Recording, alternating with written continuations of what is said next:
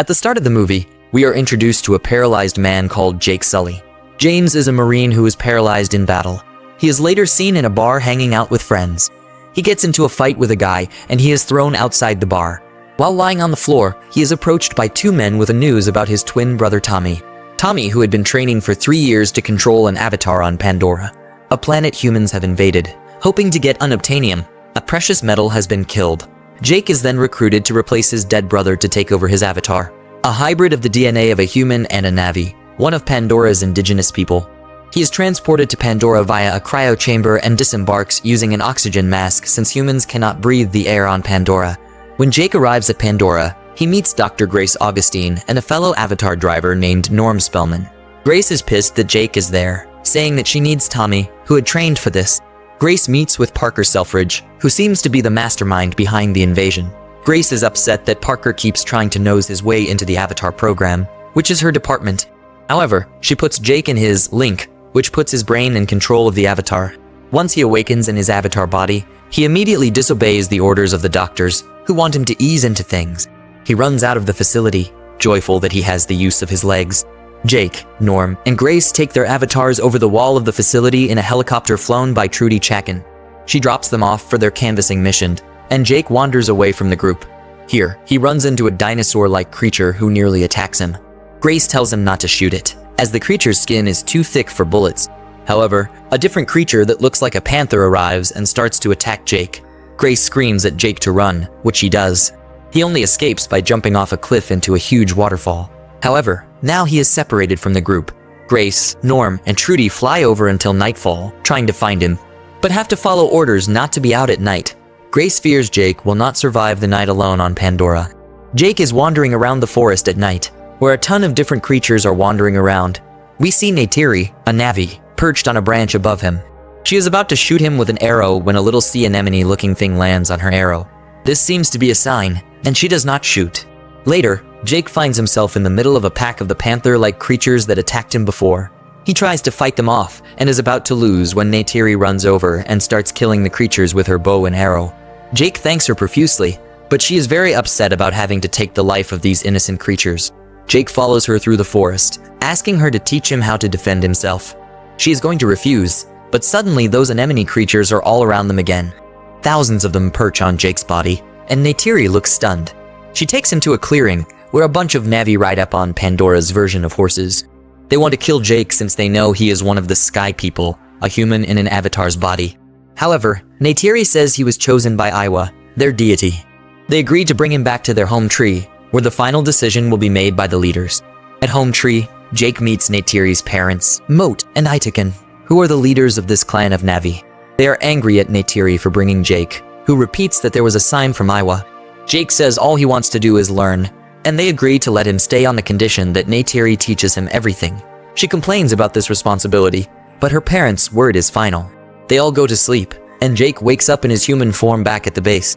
Grace and Norm are relieved that his avatar is safe and grill him for details. They are impressed that he survived the attack of the creatures and has somehow gotten in with the Navi.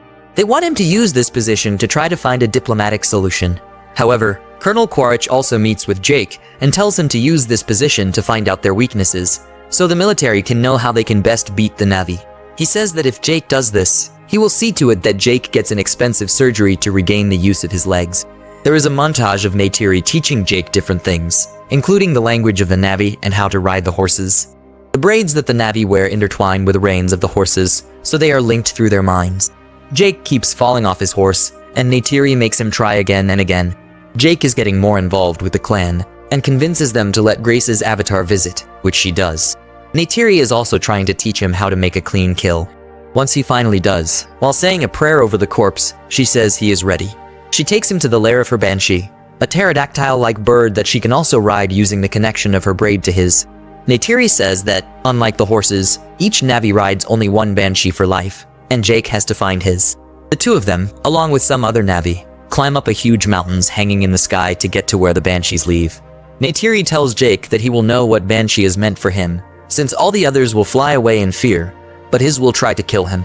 Jake finds a banshee that stands up to him, and tackles the banshee to try and make the first connection. Jake is nearly killed in the first try, but finally makes the connection and takes his first ride. He says in voiceover that horses are not for him, but he was made to fly. Neytiri joins him on her own banshee, and they exchange many loving looks. Suddenly, they are attacked by the Leonopteryx, a huge dragon-like creature that is easily 5 times as big as a banshee. They fly down to the ground and somehow shake off the Leonopteryx. Every time that Jake's avatar goes to sleep, he wakes up in his human form. When he is human, he makes video logs talking about what he has done on Pandora. One set of logs he keeps for Grace, and another he sends to Colonel Quaritch. He doesn't send one to Quaritch for a while, so the Colonel is getting suspicious that Jake's head isn't in the game. Jake says he just needs more time before they attack. He wants to find some sort of a diplomatic solution. Back on Pandora, Neytiri takes Jake to a sacred area, where the Navi can make connections to Iwa, and can hear the memories of their ancestors. Neytiri says that by bringing Jake there, she has solidified his position in the clan, and he will officially be made one of them. She says he can choose a woman and make suggestions as to who he might pick. He says he's already made his decision, but this woman has to choose him in return. Neytiri says she has, and they make love. Neytiri says that doing so in the presence of Iwa has mated them for life. They then go to sleep. Neytiri wakes up the next morning to the sound of a bulldozer coming through the trees. The humans have come in to take down the trees of Iwa. Neytiri is screaming with anguish and trying to get them to stop. Jake is still asleep and is not in his link back at the base. Grace forces him to eat before linking again. He finally links at just the right time before they are run over by the bulldozer. He waves his arms frantically to try to get the bulldozer to stop, which it does for a split second before starting again. Colonel Quaritch is controlling the bulldozer. Jake jumps on the machine and breaks the cameras so they cannot control it anymore. Colonel Quaritch looks at the video and realizes that this is Jake. He realizes Jake has switched sides. Back at Home Tree, everyone is distraught that Iwa's Valley has been destroyed by the humans. Grace is there as well, in avatar form. The Navi are angry with them for bringing the Sky People there, although they say they had nothing to do with it. Suddenly, Tootie, a Navi that has never really warmed to Jake, realizes that Neytiri and Jake have mated. Grace is stunned. At the base, Colonel Quaritch storms into the link area and breaks Grace's and Jake's links. Grace yells at Parker, saying they need more time. Quaritch and Parker want to attack Home Tree, which sits on top of Pandora's biggest unobtainium deposit. They agree to let Jake and Grace link up again to try and get the Navi out of Home Tree. Jake and Grace go to Home Tree to try and convince them to leave since they know Colonel Quaritch and Parker will not wait to attack. Jake admits he knew from the beginning they were planning this, and Neytiri starts to sob, saying she trusted him. He tries to tell her that everything changed. He fell in love with her and Pandora, but she screams at him to leave. Grace and Jake are tied up as the military starts to arrive. The aircraft starts to attack with bombs.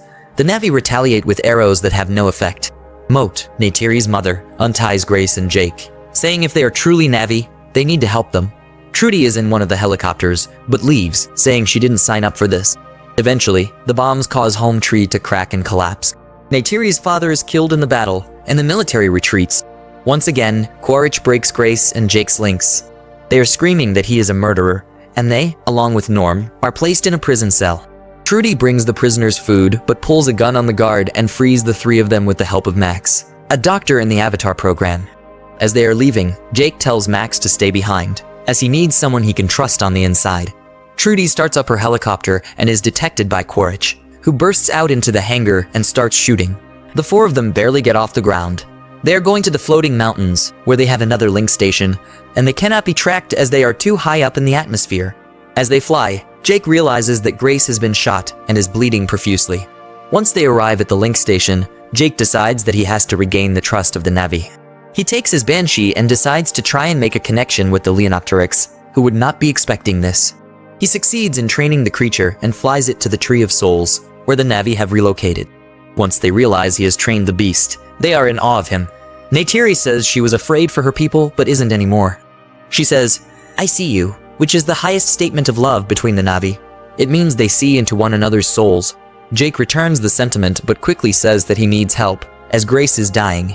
Grace and her avatar are both brought to the Navi, where Moat performs a ritual that would put Grace's consciousness permanently into her avatar, so she would not need to be linked, and she would survive this way. Despite all their pleas to Iwa, her injuries were too great, and she dies. Jake then gives a speech that he knows the Sky People are planning to attack again, and they must stand up and fight. They have to enlist all the other Pandora clans, which they do. Back at the base, Quaritch sees via radar that their numbers are slowly growing to over 2,000 Navi. Max sends a video message to Jake, Grace, and Trudy that they are planning to mobilize and attack the Tree of Souls. Jake is alone at the Tree of Souls, where he makes a plea to Iwa to help his people, the Na'vi. Neytiri comes up behind him and says despite his efforts, Iwa does not take sides. She only protects the balance of life, and they embrace each other. The final battle begins with ground troops coming in. They notice that something is getting closer and closer on the radar. It is the Na'vi on their horses. In the air, the military's planes are planning to attack when they are attacked by Na'vi on Banshees. Jake and Neytiri are among these soldiers, while Norm is on the ground. The Na'vi on the ground are being decimated, as they are going up against guns with bows and arrows. Those in the air are causing some damage, but not enough. Trudy is attacking Quaritch's plane with her own helicopter, but is hit and her helicopter explodes, killing her. Norm is also shot on the ground and awakens in his link station, gasping for air. Neytiri is attacked by a plane and falls to the forest floor, but survives. Jake is trying to coordinate with his friends, but gets no reply. Neytiri is on the ground, hiding but surrounded by humans. Jake screams at her not to attack, as she will certainly be killed. She does not listen and prepares her bow to fight to the death, but suddenly the humans stop. They have detected something else approaching on the radar. Suddenly, all the creatures from the beginning, the dinosaur and panther-looking creatures, join the war and charge the humans, who start being killed in droves. Neytiri screams with joy that I will listen to Jake. Jake attacks Quaritch's plane, but Quaritch somehow escapes by getting into a huge robot-like shell that humans can control in battle. He falls to the forest floor and starts fighting with Jake man on man. They are right next to the link station where Jake is still linked to his avatar. Quaritch hits the link station, which causes a small hole to form in Jake's bed. Since humans cannot breathe Pandora's air, his human body, still linked to his avatar, starts choking. Jake, in his avatar form, is still fighting but is pinned by Quaritch, who is about to kill him when Neytiri appears and shoots 2 arrows right through Quaritch's chest. Once he is dead, she runs over to Jake, who has fallen unconscious due to the trauma his human form is going through. Back in his human form, he stumbles out of his link station but cannot reach the emergency oxygen mask due to his paralysis. He falls to the floor and stops breathing. Neytiri tries to awaken his avatar form but can't. She then runs into the link station and puts the oxygen mask on Jake's human form. He wakes up and is able to breathe again. She cradles him in her arms and they both say, I see you. Jake, in his human form, gives his last video log. He says the humans were sent back to Earth, and only a few including Norm and Max were allowed to remain behind. He says that he can't be late to his own party and signs off. At the end of the movie, we can see that Moat and Neytiri are performing the same ritual they tried to perform with Grace at the Soul Tree. Jake's consciousness is permanently put in his avatar form, and he opens his eyes.